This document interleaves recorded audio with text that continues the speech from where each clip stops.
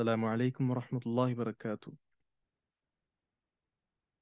الحمد للہ وکفا وسلام علی عبادہ الذین اصطفى اما بعد۔ آج ہم پڑھنے والے ہیں باب قضاء الحاجہ من بلوغ المرام۔ یہاں باب قضاء الحاجہ ہے، جبکہ بعض دیگر نسخوں میں باب آداب قضاء الحاجہ ہے، تو اس کا باب آداب القضاء، آداب قضاء الحاجہ ہونا یہ زیادہ درست ہے، کیونکہ پھر ترجمہ بنے گا قضاء حاجت کے آداب کا بیان، اور ویسے ترجمہ بنے گا قضاء حاجت کا بیان۔ تو قضاء حاجت کا بیان تو ہے، لیکن اصل مقصود امت کو آداب سکھانا ہے کہ قضاء حاجت کے آداب آداب سکھائے جائیں، اس لیے باب قضاء الحاجہ کی بجائے باب آداب قضاء الحاجہ یہ ہونا چاہیے۔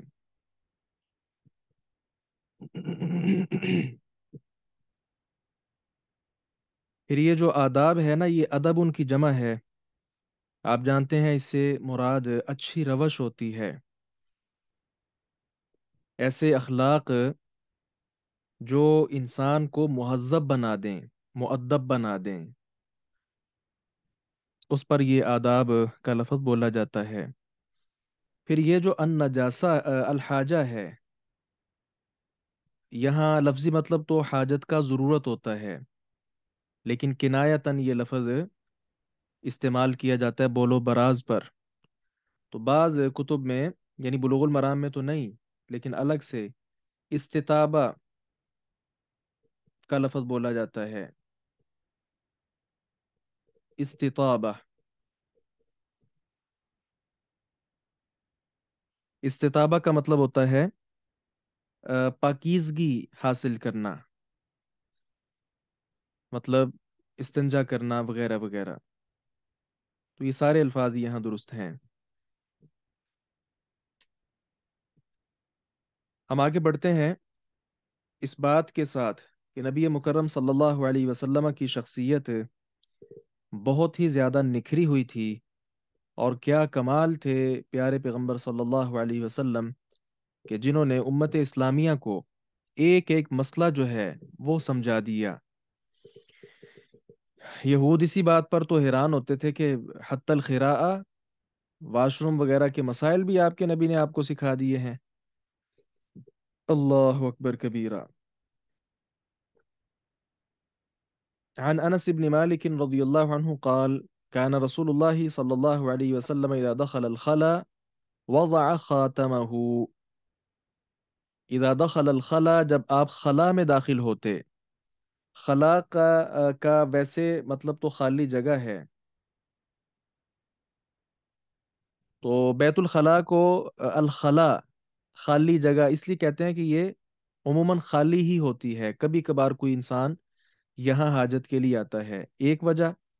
دوسری وجہ بعض نے یہ لکھی ہے کہ چونکہ آدمی یہاں پہ تنہا ہوتا ہے، خالی بیٹھا ہوتا ہے، وہ اکیلا بیٹھا ہوتا ہے، اس لیے اس کو بیت الخلا کہا جاتا ہے۔ تو یہ الخلا کی دو وجہ تسمیہ ہوگی کہ الخلا کو الخلا کیوں کہا جاتا ہے۔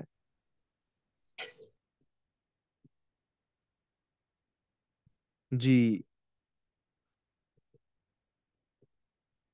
وضع خاتمہ، آپ رکھ دیتے تھے خاتمہ اپنی انگوٹھی مبارک، آپ اپنی انگوٹھی کو اتار لیتے تھے جب آپ قضاء حاجت کے لیے تشریف لے جاتے۔ آپ جانتے ہیں نبی مکرم صلی اللہ علیہ وسلم کی جو انگوٹھی تھی اس پر محمد رسول اللہ لکھا ہوا تھا۔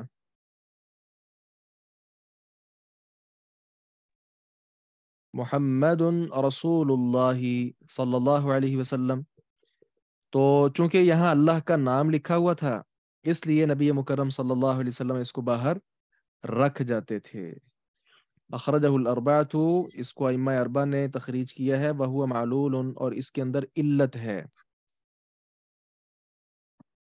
سند کے اعتبار سے یہ روایت ضعیف ہے، البتہ امام ترمذی رحمہ اللہ اور دیگر نے اس کو قابل اعتبار بنایا ہے۔ علی کل حال ہم یہ کہہ سکتے ہیں کہ واش روم وغیرہ جانے سے پہلے آدمی کو چاہیے کہ وہ ایسی چیزیں جو مقدس ہیں، جس میں اللہ کا نام لکھا ہوا ہے وغیرہ وغیرہ، ان کو اتار کر باہر رکھ کر جائے۔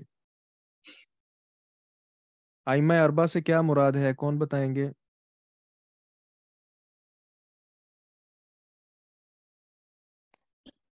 سر امام بن مالک اور امام ابو حنیفہ اور ماشاء امام اللہ، احمد بن حنبل۔ ماشاء اللہ۔ کیا نام ہے آپ کا؟ زینب نام ہے؟ زینب۔ زینب، زینب۔ آپ نے بلوغ المرام کا مقدمہ نہیں پڑھا؟ جی اس لیے آپ کو ائمہ اربعہ کا بھی نہیں پتا۔ جی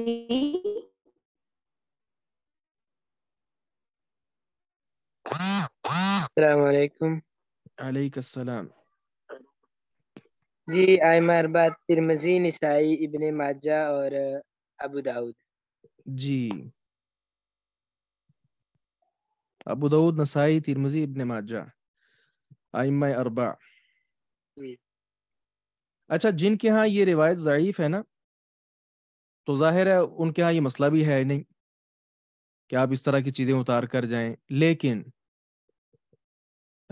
تکریم، شاعر اللہ کی تکریم کی بنا پر وہ کہتے ہیں کہ یہ چیزیں اتار کر جانی چاہیے۔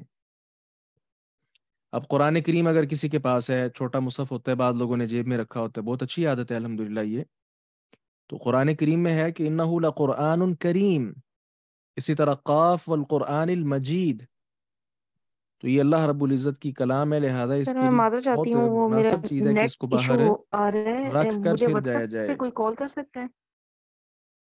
دوبارہ بات کریں۔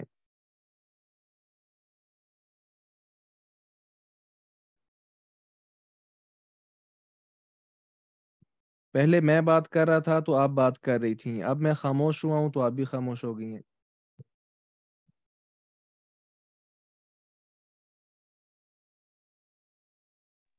سر ان کا نیٹ کا مسئلہ ہے، اس وجہ سے بول رہے ٹھیک ہے، تو میں نے ذکر کیا کہ جن اہل علم کے ہاں یہ روایت صحیح نہیں ہے، ان کا کہنا یہ ہے کہ اگر کوئی آدمی ایسے اوراق اگر لے بھی جاتا ہے ساتھ تو کوئی حرج نہیں، لیکن پھر بھی ہم کہتے ہیں کہ زیادہ بہتر یہ ہے ان ساری چیزوں کو باہر رکھ کر جایا جائے۔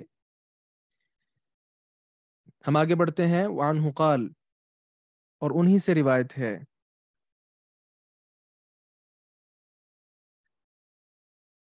کان رسول اللہ صلی اللہ علیہ وسلم، رسول اللہ صلی اللہ علیہ وسلم تھے، اذا دخل الخلا، جب بیت الخلاء میں داخل ہوتے تو آپ پڑھتے اللہم، اے اللہ، انی اعوذ بکا، بے شک میں تیری پناہ میں آتا ہوں،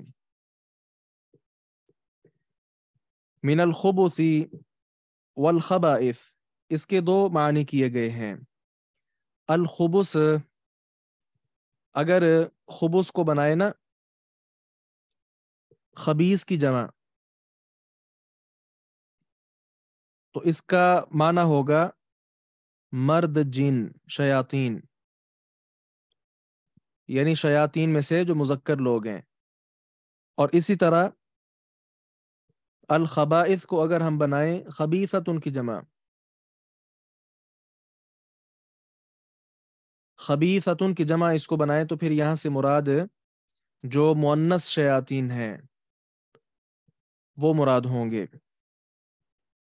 بعض نے یہ تو پہلا قول ہو گیا، بعض نے کہا کہ یہاں الخبث، یہاں با کے اوپر آپ کو ضمہ نظر آ رہا ہے نا، تو بعض نے اس کو پڑھا ہے الخبث، یعنی با کے سکون کے ساتھ الخبث۔ اگر اس کو الخبث پڑھیں تو اس کا معنی پھر شر ہوگا، اور اسی طرح الخبث سے آگے الخبائث آپ بنائیں تو اس کا مطلب شر والے ہوں گے، شر والے لوگ۔ یعنی پہلا ترجمہ کیا ہوگا؟ خبیث شیاطین، خبیث جن اور خبیث جننیوں سے میں تیری پناہ میں آتا ہوں۔ اور دوسرا معنی کریں گے تو کس طرح معنی ہوگا؟ شر سے اور شر والوں سے میں تیری پناہ میں آتا ہوں۔ علا کل حال یہ لفظی تھوڑا سا یعنی معنی میں ہے، ویسے مفہوم جو آپ دیکھیں گے وہ ایک ہی ہے۔ تو یہاں سے معلوم ہوا کہ جو قضاء حاجت ہے اس وقت شیاطین وغیرہ اس طرح کی خبیث چیزیں وہ حاضر ہوتی ہیں، جس طرح کے بعض دیگر روایات میں بھی اس کا تذکرہ موجود ہے۔ اصل میں یہ لوگ گندگی پر آتے ہیں،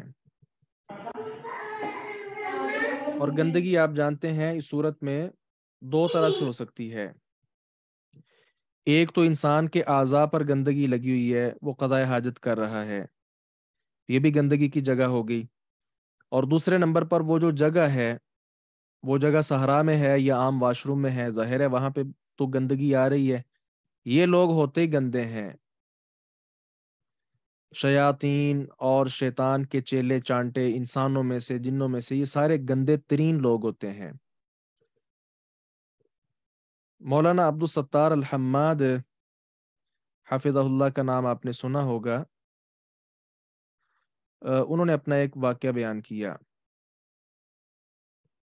کہتے ہیں ہم پڑھتے تھے صحیح بخاری کلاس میں، تو ہمارے ادھر قریب ایک آدمی جادو کرتا تھا۔ طالب علم ہوتا ہے، اس کو علم چاہیے ہوتا ہے۔ کہتے ہیں ہم اس کے پاس گئے اور کہا کہ ہمیں بھی جادو سکھا دو۔ اس نے کہا تم مولوی لوگوں نہیں سیکھ سکتے۔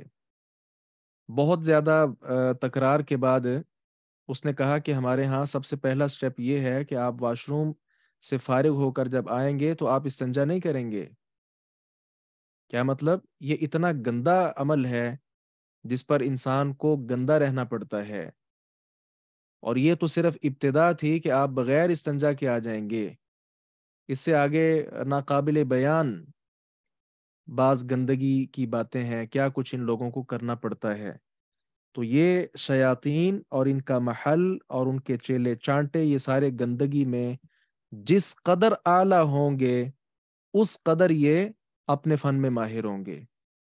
اس لیے قربان جائیے نبی مکرم صلی اللہ علیہ وسلم پر، جنہوں نے ہر حال میں شیطان سے دور رہنے کی دعائیں سکھائیں، اور اپنا آپ صلی اللہ علیہ وسلم نے کردار پیش کیا ہے۔ آپ جانتے ہیں جو واٹس ایپ کال سے کوئی بات کر رہے ہیں، جی کاشف بولیں۔ میں یہ پوچھنا چاہ رہا تھا شیخ عبدالستار حماد کا کوئی اگر چھوٹا سا تعارف کروا دیں ساتھ تو بہتر ہوگا، کیونکہ مجھے شیخ نام سنا ہے عبدالستار لیکن الحماد حفظہ اللہ مفتی جماعت ہیں، فتاوی اصحاب الحدیث کے نام سے 6 جلدوں میں ان کی کتاب بھی ہے، اور ہمارے یہاں جو پاکستان میں پیغام چینل ہے اس پر یہ سوالوں کے جواب وغیرہ بھی دیتے ہیں۔ صحیح بخاری کی ان کی شرح بھی ہے، مکتبہ دارالاسلام سے چھپی ہوئی ہے، ہدایت القاری کے نام سے۔ جی اچھا، میں ذکر یہ کر رہا تھا کہ آپ صلی اللہ علیہ وسلم نے شیطان سے ہر وقت دور رہنے کی ہمیں تلقین کی ہے، جس میں آپ وہ ابو داؤد کی روایت جانتے ہیں، نبی مکرم صلی اللہ علیہ وسلم نے فرمایا الراکب شیطان والراکبان شیطانان والثلاثۃ رکب۔ اکیلا آدمی سفر پر نکلے وہ شیطان ہے، 2 بندے نکلے وہ بھی شیطان ہے، 3 لوگ اگر نکلیں گے جماعت کی صورت میں تو ان کو آپ صلی اللہ علیہ وسلم نے قافلہ قرار دی ہے، جماعت قرار دی ہے۔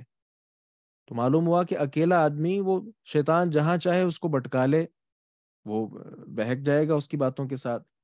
تو جس قدر ہو سکے اس سے اجتناب ہو۔ وعنہ قال کان رسول اللہ صلی اللہ علیہ وسلم يدخل الخلا، اور انہی سے روایت ہے کہ آپ صلی اللہ علیہ وسلم بیت الخلاء میں داخل ہوتے، فاحملوا تو اٹھاتا تھا، انا میں، وغلام نحوی اور مجھ جیسا ایک لڑکا، اداوتن ڈول، من ماء پانی کا، وعنزتن اور ایک برچھی، فیستن جی تو آپ استنجا کرتے تھے، بالماء پانی کے ساتھ۔ تو یہاں سے معلوم ہوا کہ استنجا جو ہے وہ پانی کے ساتھ کیا جائے گا، بول و براز وغیرہ سے۔ یہ بیان کرنے والے کون ہیں؟ جناب انس بن مالک رضی اللہ عنہ، انہی کی ہی یہ روایت ہے۔ تو اس میں انہوں نے بیان کیا کہ میں اور مجھ جیسا ایک لڑکا، ہم پانی کا ڈول لیتے تھے اور ساتھ میں ایک برچھا لیتے تھے۔ یہ برچھا کیوں لیتے تھے؟ پانی کا تو ہو گیا نا استنجا کے لیے، برچھا کیوں لیتے تھے؟ کون بتائیں گے؟ مٹی کو نرم کرنے کے لیے. جی، مٹی کو نرم کرنے کے لیے. ٹھیک ہے. اب یہ جو ہے غلام النحوی، مجھ جیسا ایک غلام، اس سے مراد بعض لوگوں نے کہا کہ عبداللہ ابن مسعود ہیں،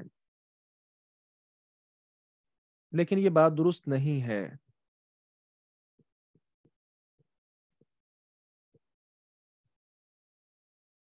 اس کی وجہ یہ ہے کہ صحیح مسلم میں یہ دیکھیں نا، متفق علیہ حدیث ہے، بخاری مسلم دونوں میں.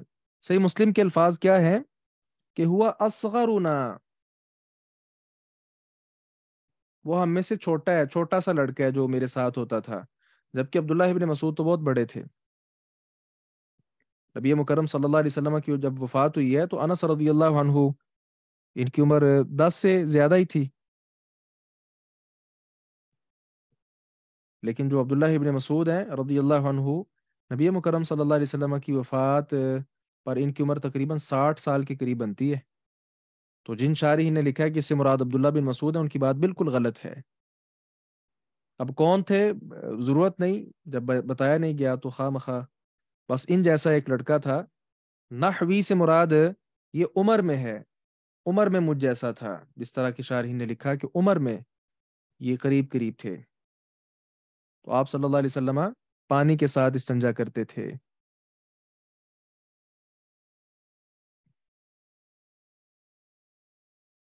مطلق طور پر پانی کے ساتھ استنجا ہو سکتا ہے، اس سے پہلے مٹی کا استعمال کرنا ضروری نہیں ہے، لیکن اگر استعمال کر لی جائے تو کیا ہی بات ہے. مغیرہ ابن شعبہ رضی اللہ عنہ سے روایت، انہوں نے کہا قال لی النبی صلی اللہ علیہ وسلم، مجھ سے نبی مکرم صلی اللہ علیہ وسلم نے فرمایا خذ الاداوۃ، ڈول پکڑ لو. فانطلق، تو آپ چلتے رہے، حتی توارى عنی، یہاں تک کہ آپ مجھ سے چھپ گئے. فقضى حاجتہ، تو آپ صلی اللہ علیہ وسلم نے اپنی حاجت پوری کی. تو یہاں سے معلوم ہوا کہ قضاء حاجت جو ہے وہ اس کے لیے چھپنا لازم ہے، بہت زیادہ دور نکل جانا چاہیے. یہ تو ہے صحرا وغیرہ میں. دور نکلنے سے مراد شارحین نے کئی طرح کی چیزیں لکھی ہیں. ایک تو انسان کی جو عورہ ہے، خاص اعضاء ہیں، وہ چھپ جاتے ہیں. دوسرے نمبر پر دوران قضاء حاجت کسی قسم کی آواز، سمیل وغیرہ کوئی انسان نہیں چاہتا کہ کسی اور تک پہنچے، تو ہر اعتبار سے یعنی وہ باپردہ ہو جاتا ہے. اس لیے آپ صلی اللہ علیہ وسلم بہت دور نکل جاتے. تو ہمارے ہاں چونکہ واش روم اس انداز سے بنائے گئے ہیں کہ ساری چیزیں تقریباً اس سے حاصل ہو جاتی ہیں، لہذا یہ بھی طریقہ بالکل درست ثابت ہوگا.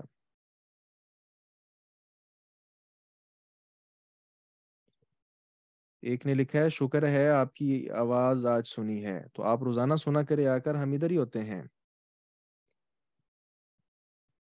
جی، متفق علیہ. تو گویا اس حدیث مبارکہ میں یہ بات کا ذکر ہے کہ آپ صلی اللہ علیہ وسلم چھپ جاتے تھے، تو یہاں سے چھپنا مراد ہے. اور آپ جانتے ہیں دین اسلام دین حیا ہے. اللہ اکبر کبیرہ. کہاں کہاں قضاء حاجت کرنے سے منع کیا گیا. وعن ابی ہریرہ رضی اللہ عنہ قال قال رسول اللہ صلی اللہ علیہ وسلم، رسول اللہ صلی اللہ علیہ وسلم نے فرمایا اتقو، تم بچو، اللہ عینین، دو لعنت پر ابھارنے والی چیزوں سے. اللہ عینین، دو لعنت پر ابھارنے والی چیزوں سے. اس کو مفعول کے معنی میں بھی کیا گیا ہے. ایسی دو چیزوں سے بچو جس کے سبب لعنت کی جاتی ہے. جی، وہ دو چیزیں کون سی ہیں؟ الذی، وہ جو یتخلا، خالی ہوتا ہے، اپنا پیٹ خالی کرتا ہے، مطلب قضاء حاجت کرتا ہے. یتخلا، قضاء حاجت کرتا ہے، فی طریق الناس، لوگوں کے رستے میں. اب یہ لعنت کا مستحق بنے گا ایسا آدمی، ظاہر ہے لوگوں کا گزرگاہ ہے وہ. اب لوگوں کی گزرگاہ میں اگر وہ قضاء حاجت شروع کر دے گا تو لوگ اس پر کیا کریں گے؟ لعن طعن کریں گے. دوسرے نمبر پر فرمایا او فی ظلہم، یا ان کے سائے کی جگہ میں. کچھ مقامات ایسے ہوتے ہیں جن میں پبلک بیٹھتی ہے، بیٹھنے کی جگہ بنی ہوتی ہیں، وہ درختوں کی صورت میں ہوں جس طرح دیہاتوں وغیرہ میں ہوتا ہے، یا شہروں میں بھی آپ نے دیکھا ہوگا روڈ کے ساتھ بسا اوقات ایک خاص جگہ بنائی گئی ہوتی ہے جس کے اوپر کچھ چھات نما چیز بھی ہوتی ہے، اور مسافر دھوپ کی شدت وغیرہ سے یا ویسے کسی کا انتظار کرنے کے لیے وہاں بیٹھتے ہیں۔ تو گویا ان دونوں کے ساتھ لوگوں کا تعلق ہے، رستے کے ساتھ بھی لوگوں کا تعلق اور وہاں سایہ حاصل کرنے کے ساتھ بھی تعلق۔ تو اگر آدمی یہاں بیٹھ کر قضاء حاجت شروع کر دے گا تو لوگوں سے پھر لعنت جو ہے وہ لے گا۔ اور آپ جانتے ہیں پاکستانی اتنے امیر لوگ ہیں، یہ لعنت بھی کریں تو ایک لعنت نہیں، لاکھ کی لعنت کرتے ہیں، پوری لاکھ لعنتیں بیچتے ہیں۔ اللہ اکبر کبیرہ۔ زاد ابو داود عن معاذ والموارد۔ میں نے یہ بات صحیح کہی ہے نا؟ پاکستانی بڑے امیر لوگ ہیں، لعنت بھی بھیجیں تو لاکھ کی بھیجتے ہیں۔ اللہ اکبر کبیرہ۔ گھاٹ،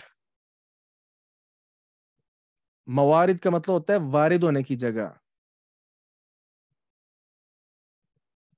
ایک نے لکھا اور بے شمار بھی، ہاں ایسے ہی ہے۔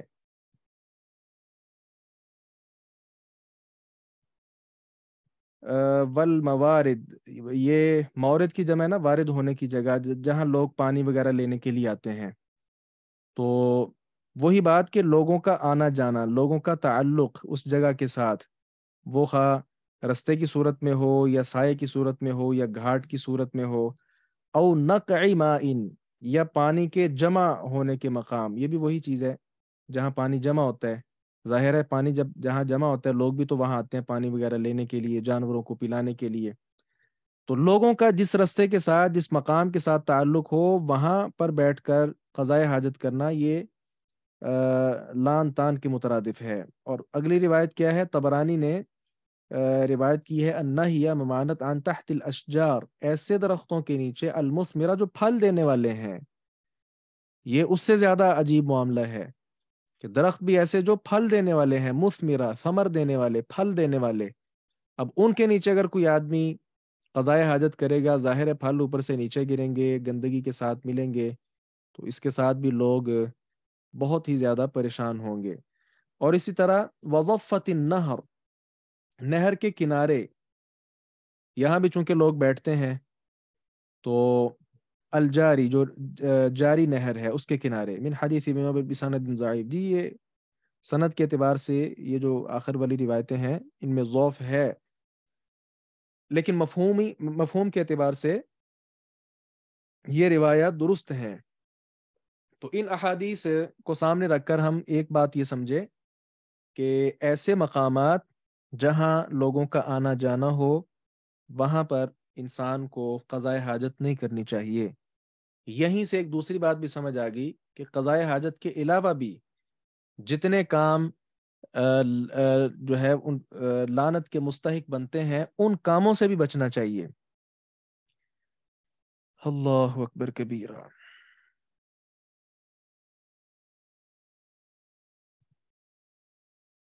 جی ہم یہ بات تو جان چکے ہیں کہ انسان کو قضاء حاجت کرتے وقت جو اپنا سطر ہے اس کا خیال کرنا چاہیے اور دور نکل کر قضاء حاجت کرنی چاہیے۔ اسی سے ملتی جلتی ایک اور حدیث مبارکہ جابر رضی اللہ عنہ سے ہے، انہوں نے کہا رسول اللہ صلی اللہ علیہ وسلم نے فرمایا، اذا تغوط الرجلان، جب دو آدمی قضاء حاجت کریں، فلیتوارا، تو چھپ جائے، کل واحد، ہر ایک، منہما، ان دونوں سے، عن صاحبہ، اپنے ساتھی سے۔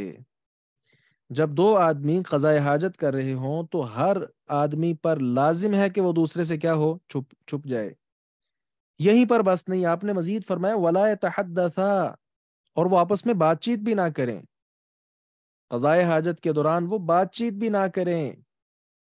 فإن اللہ، کیونکہ اللہ رب العزت، یمقت، ناراض ہوتا ہے، علی ذلک، اس پر، اللہ رب العزت اس پر ناراض ہوتا ہے۔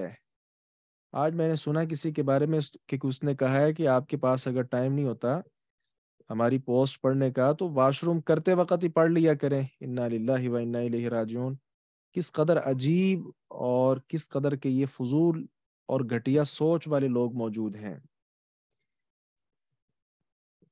یہاں الرجلان آیا ہے، یہاں سے کوئی یہ مت سمجھے کہ یہاں سے صرف مرد مراد ہیں. آپ جانتے ہیں کہ عورتیں جو ہیں شقائق الرجال، عورتیں جو شریعت اسلامیہ کے احکام ہیں ان میں یہ مردوں کے تابع ہی ہیں، مردوں کے تابع ہی ہیں. تو کوئی مرد اور عورت قضائے حاجت کرتے وقت بات چیت نہیں کر سکتے. اسی طرح دو عورتیں اگر قضائے حاجت کر رہی ہیں وہ بھی دونوں بات نہیں کر سکتی.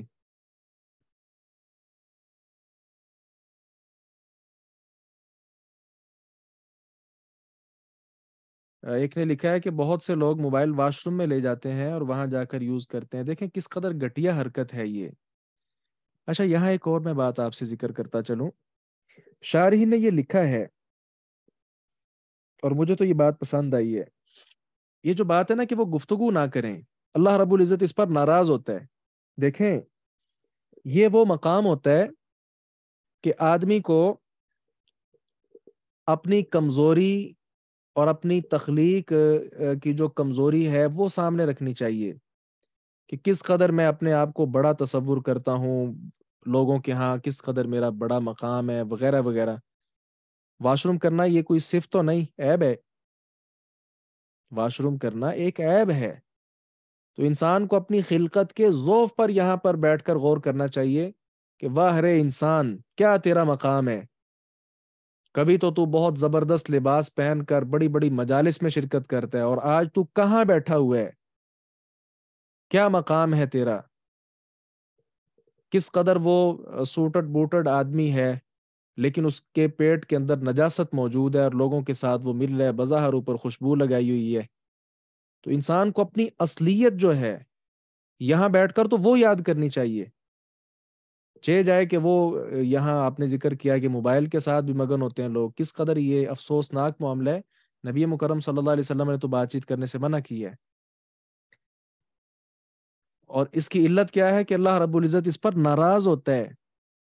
اب یہاں سے امام شوکانی رحمہ اللہ تو یہ کہتے ہیں کہ دوران قضائے حاجت بات کرنا حرام ہے. فإن اللہ يمقت على ذلك والی بات سے انہوں نے اس کی حرمت پر استدلال کی ہے کہ حرام ہے یہ. ہاں کچھ اجازت اہل علم نے دی ہے. مثال کے طور پہ آدمی قضائے حاجت کر رہا ہے اور آگے کوئی نابینا آدمی گزر ہے اور اس کے بہت یعنی گرنے کا خدشہ ہے، کسی بڑے نقصان میں واقع ہونے کا خدشہ ہے، آدمی صحرا میں بیٹھا ہے، تو اس صورت میں اس کو وہ روک سکتا ہے.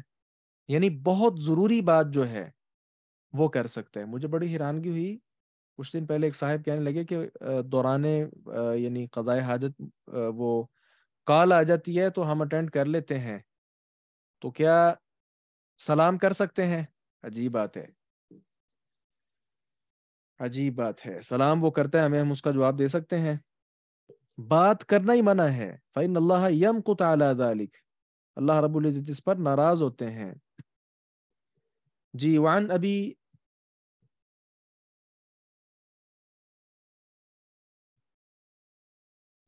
مولوی کاشف کیا کہہ رہے ہیں؟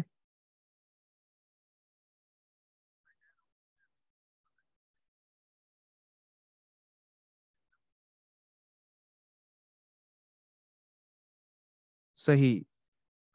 جناب کاشف صاحب کہہ رہے ہیں کہ یہ روایت تو معلول ہے. جب یہ روایت معلول ہے تو ہم اس سے استدلال کیسے لے سکتے ہیں؟ روایت معلول ہے اس میں شک نہیں. حافظ ابن حجر رحمہ اللہ نے بھی اس طرف اشارہ کیا ہے. اس کے اندر تقریباً 2 3 یا 4 کے قریب علتیں موجود ہیں. ہلال ابن عیاض راوی مجہول ہے، اسی طرح متن کے اندر بھی اضطراب ہے وغیرہ وغیرہ. لیکن اکثر اہل علم نے اس کو قابل اعتبار بنایا بھی ہے، جس طرح کہ امام قطان نے اس کی سند کو حسن قرار دیا ہے.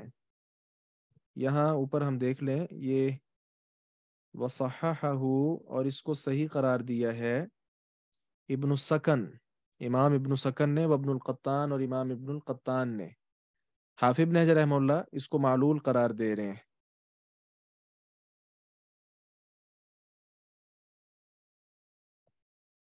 بہرحال روایت میں جو یعنی کلام ہے وہ تو ہے، نظر تو ہے روایت میں.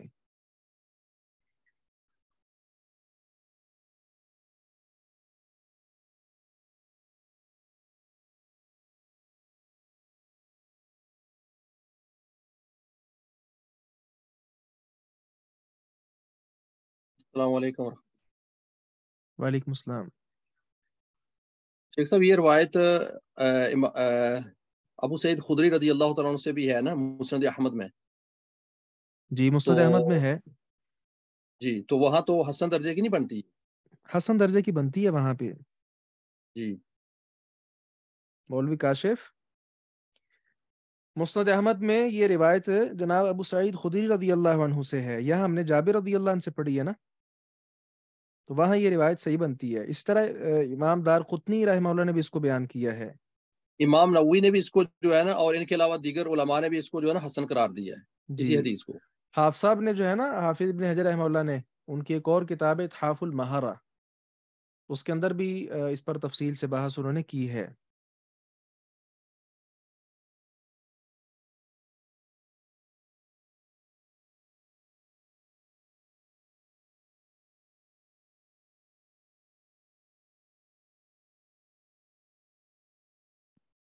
جی ہم آگے چلتے ہیں. ایک حدیث مبارکہ ہم نے اور پڑھنی ہے. ابو قتادہ رضی اللہ عنہ سے روایت ہے، انہوں نے کہا رسول اللہ صلی اللہ علیہ وسلم نے فرمایا لا يمسكن احدكم ذكره بيمينه، لا يمسكن، نہ پکڑے، احدکم، تم میں سے کوئی ایک، ذکرہ، اپنے جسم کا خاص حصہ، قابل شرم حصہ، بیمین ہی، اپنے دائیں ہاتھ کے ساتھ، وہو یبول، اس حالت میں کہ وہ پیشاب کر رہا ہو، ولا یتمسح، اور نہ وہ استنجا کرے، من الخلاء، خلا سے مطلب قضاء حاجت سے، بیمین ہی، اپنے دائیں ہاتھ کے ساتھ، دائیں ہاتھ کے ساتھ استنجا بھی نہ کرے، ولا یتنفس، اور نہ وہ سانس لے، فی الاناء، برتن میں. متفق علیہ واللفظ لمسلم. یہاں ایک تو معلوم ہوا کہ اپنے خاص اعضاء کو دوران قضاء حاجت اپنے دائیں ہاتھ کے ساتھ نہیں چھونا، اور دوسرے نمبر پر جو استنجا ہے وہ دائیں ہاتھ کے ساتھ نہیں کی جائے گی. ان دو باتوں کا یہاں پہ تذکرہ ہے. دائیں ہاتھ چونکہ یہ اس کے اندر تکریم ہے، اس لیے جس طرح ہم نے پہلے بھی پڑھا تھا کہ آپ صلی اللہ علیہ وسلم اپنے جو معاملات ہوتے تھے اچھے، وہ اپنے دائیں ہاتھ کے ساتھ دائیں طرف سے کیا کرتے تھے، اور جو غیر ذی شان معاملات ہوتے وہ آپ بائیں جانب سے ان کا آغاز کیا کرتے تھے. تو یہاں پہ ذکر، اگرچہ اس پر پہلے بھی ہم بات کر چکے تھے، مرد کے خاص اعضاء پر ہی بولا جاتا ہے، لیکن وہی بات کہ خواتین بھی اس میں شامل ہیں. انسان کے جو قابل سطر اعضاء ہیں، مرد ہو یا عورت، دائیں ہاتھ میں چونکہ تکریم ہے، عزت ہے، اس کا استعمال کسی صورت بھی درست نہیں ہونا چاہیے. پھر یہاں ایک اور اختلاف کی طرف بھی بعض شارحین گئے ہیں کہ یہ حدیث مبارکہ میں ہے کہ وَهُوَ يَبُولُ، اس حالت میں کہ وہ پیشاب کر رہا ہو. تو کیا مطلب اگر وہ پیشاب نہیں کر رہا تو پھر ہاتھ لگانا جائز ہے؟ اس پر بھی زیادہ قوی جو بات ہے وہ یہی معلوم ہوتی ہے کہ چونکہ پیشاب کرتے وقت دائیں ہاتھ کو پیشاب تو نہیں لگ رہا، اس نے اپنا قابل سطر اعضاء کو ہی پکڑا ہوا ہے نا، تو آپ صلی اللہ علیہ وسلم نے اس سے منع کیا ہے. تو عام حالات میں بھی انہی اعضاء کو ہی تو وہ ہاتھ لگا رہے دائیں ہاتھ کے ساتھ، تو وہ بھی اس کا منع ہونا بھی زیادہ قرین قیاس ہے. واللہ عالم. یہ میں ذکر کر چکا کہ مرد عورت کا اس حوالے سے کوئی فرق نہیں ہے. اسی طرح دائیں ہاتھ کے ساتھ قضاء حاجت، اس میں بھی چونکہ اہانت ہے دائیں ہاتھ کی، لہذا وہ بھی اس کے ساتھ نہیں ہونی چاہیے. البتہ مدد وہ تو ظاہر لی جا سکتی ہے. جی کسی نے کوئی بات کرنی ہو وہ کر سکتے ہیں.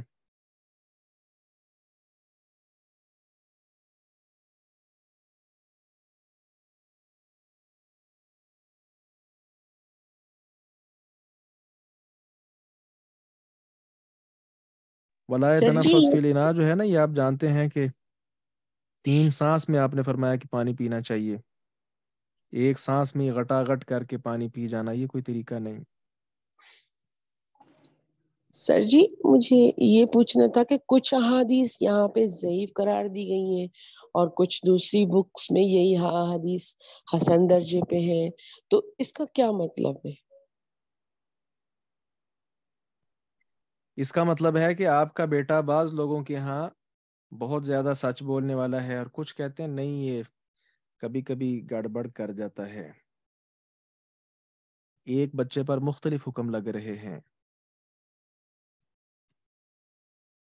لیکن عمل کے حساب سے تو دونوں مطلب برابر ہیں. جیسے ہم تو اس حساب سے پڑھ رہے ہیں نا کہ ایک تو ہمارا اپنا علم کا اضافہ ہو علم اور میں ہم اضافے اپنی میں یہ بھی بات شامل ہے نا کہ اگر کوئی بالکل ضعیف روایت سامنے آتی ہے تو ہمارے علم میں ہو کہ یہ روایت صحیح نہیں ہے.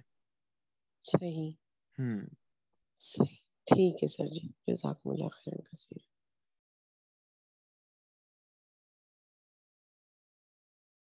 آپ لوگوں میں سے آج جس نے ایک پارہ مکمل پڑھا ہے وہ ہاتھ کھڑا کریں.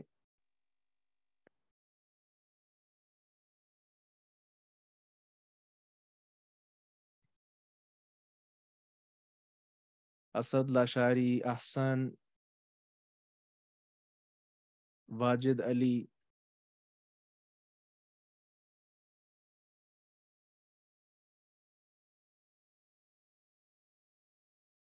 سورۃ طٰہٰ پڑھی ہے، آدھا پارہ پڑھا ہے. صحیح. ایک ربع پڑھا ہے.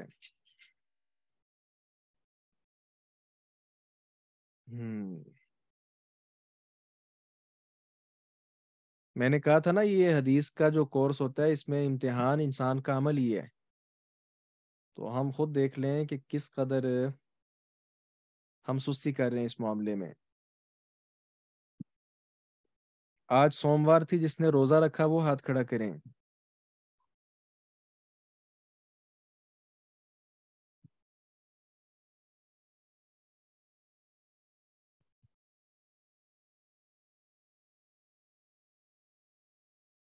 جی زینب کیا کہہ رہی ہیں؟ میں نے روزہ رکھا تھا آج. جی زینب اور زینب النساء اور ابو عبد الرحمن اسد لاشاری، ماشاء اللہ.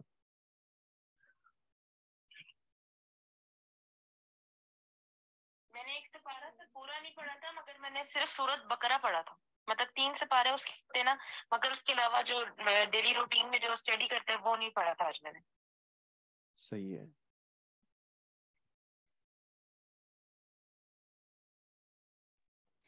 السلام علیکم مجھ ورحمۃ سے اللہ. جامعہ میں ایک طالب علم پڑھتے ہیں،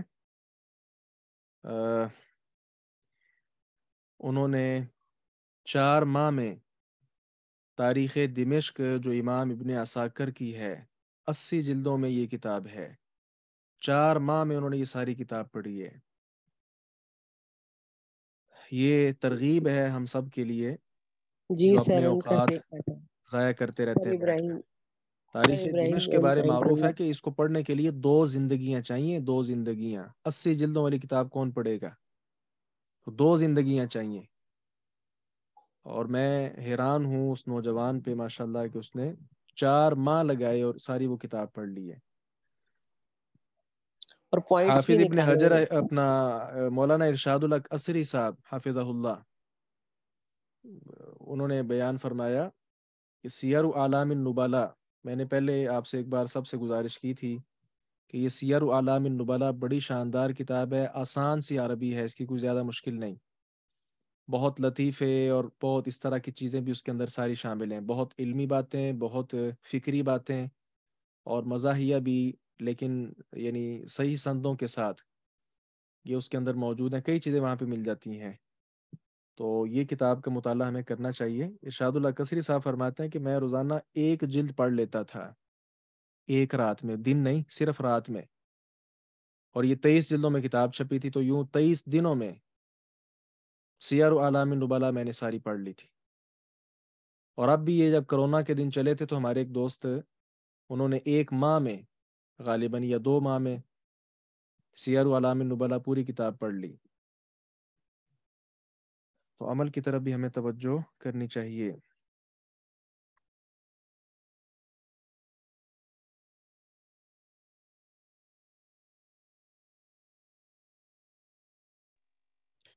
السلام علیکم ورحمۃ اللہ. وعلیکم السلام ورحمۃ اللہ وبرکاتہ. استاد جی ایک ایک نے پوچھا سوال ہے ہے آپ کا کہ نمبر کیا؟ نمبر میرا وہی چل رہا ہے 0302660444 وہی ہے. جی عبد الباسط آپ کیا کہہ رہے ہیں؟ استاد جی سوال ہے کہ جو مسح کرتے ہیں جرابوں پر وہ جی دونوں ہاتھوں سے یعنی کہ دائیں ہاتھ سے دائیں پاؤں پر اور بائیں ہاتھ سے پاؤں پر ایک ہی نہیں، وقت یہ میں کوئی کرنا چاہیے؟ اس کی قید نہیں ہے. اس کی اچھا کوئی قید نہیں. آپ جرابوں پر مسح ایک ہاتھ کے ساتھ کریں، وہ دایاں ہو بایاں ہو کوئی بھی ہو. اچھا، کوئی قید نہیں. جی کوئی قید نہیں ہے. اور ایک اور سوال ہے کہ اکثر ڈبل جرابیں پہنی ہوتی ہیں، جی تو اگر اوپر والی جرابوں پہ مسح کیا ایک نماز کے وقت، یوں کہہ لیں کہ ظہر کے وقت مطلب ظہر سے پہلے یعنی ظہر کے فجر کے وقت ٹائم آپ نے وضو ایک کیا. جراب پہ مسح کیا، عصر کے وقت سردی زیادہ ہوگی تو آپ نے دوسری جرابیں بھی پہن لی ساتھ. اب جی مغرب کے وقت بس جو اوپر پہنی ہے نا اسی پر مسح ہو جائے گا. ٹھیک ہے، اس کے اگر تو لیے ضروری عشاء کے نہیں ٹائم کہ اوپر والی اتار دیں پھر بھی ٹھیک ہے. تو نیچے والی پہ ہو جائے گا مسح؟ جی ہو جائے گا. اصل مقصود تو جرابیں پہنی ہوئی ہیں نا، بس ٹھیک ہے، وہ 2 ہوں 3 ہوں جتنی بھی پہنی ہو. السلام علیکم ورحمۃ اللہ. وعلیکم السلام ورحمۃ اللہ وبرکاتہ. شیخ محترم سوال یہ ہے کہ پاؤں دھونے کے بعد اگر آدمی آ کے مسلح پہ کھڑا ہوتا ہے تو بعد میں دیکھتا ہے کہ پاؤں کا کچھ حصہ سوکھا ہوا ہوتا ہے، تو اس کے اوپر ہاتھ پھیر دے گلا یا واپس جا کے دھو کے آئے؟ جی عبد الحکیم صاحب کے اس سوال کا جواب کون دیں گے؟ جی میں دوں. جی اس دن ہم نے حدیث بھی پڑھی تھی کہ آقا علیہ الصلوۃ والسلام نے فرمایا کہ ایک شخص کا ناخن کے برابر حصہ خشک تھا، تو رسول اللہ صلی اللہ علیہ وسلم نے اس کو واپس بھیجا اور وضو کا حکم دیا. دوبارہ وضو کرے گا وہ شخص، ہاتھ پھیر کے گزارا نہیں ہوگا. جی وضو کر کے گیا دوبارہ یا پاؤں کو دھونا صرف کافی ہوگا؟ مکمل وضو کرے گا.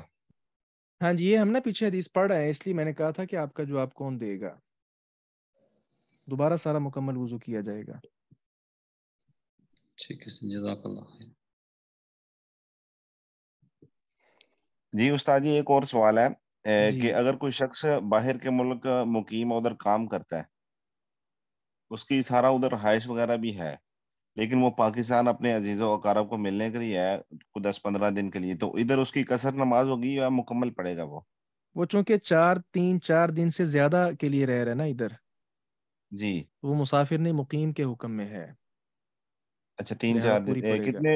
کتنے دنوں کے حکم ہو جاتا مقیم کا؟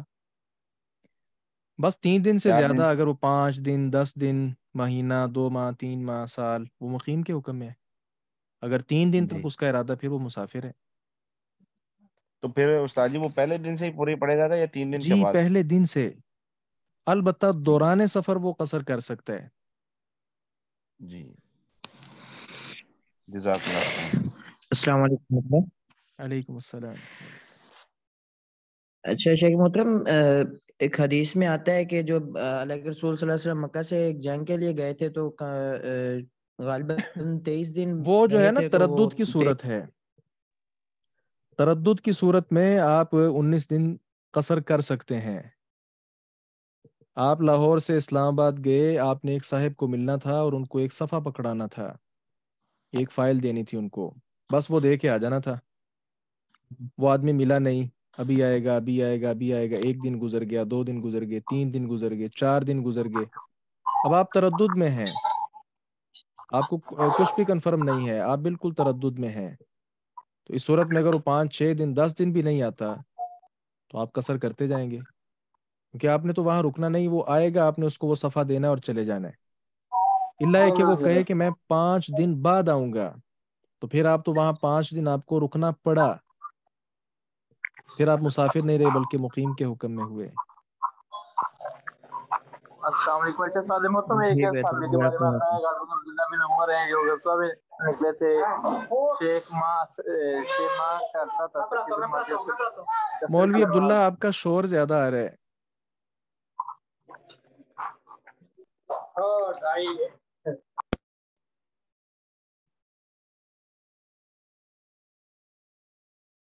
चलें ठीक है, बाकी कल पे अल्लाह ताला आप सबको बरकत दे, खैर आफियत के साथ रखे। सुब्हानक अल्लाहुम्मा। पूछना था जी बोलें। सर, यहाँ पर एक किताब है तारीख इब्ने कसीर की। जी इसकी तकरीबन मतलब 6-7 जिल्दें हैं। तो सर वो किताब जो है, जैसे हम पढ़ते हैं, ठीक है, तो हम जब उसको पढ़ते हैं तो मतलब हमारा बड़ा ये जोश यकीन होता है कि ठीक है, मतलब हम ऐसे ही करेंगे, हम इसी चीज पे अमल करेंगे। तो वो किताब मैंने मतलब पढ़ी थी। मैं मतलब इतना अफोर्ड नहीं कर सकती थी, क्योंकि जब मैंने उसको पता करवाया था तो वो 25,000 रुपए की मुझे मिल रही थी, मतलब पूरी की पूरी जिल्दें उसकी ना। तो 7 जिल्दों में सर है? जी 7 जिल्दों में है, 7 वाली में उसके? जी जी जी जी 7 जिल्दों में है। कितने की मिल रही थी? सर वो मैंने सऊदीया से जब पता करवाया था, जब मैं सऊदीया में थी, तो वो मुझे 25,000 रुपए की मिल रही वो थी अपना डिलीवरी अरबी थी चार्जेस। या उर्दू थी? नहीं, उर्दू थी।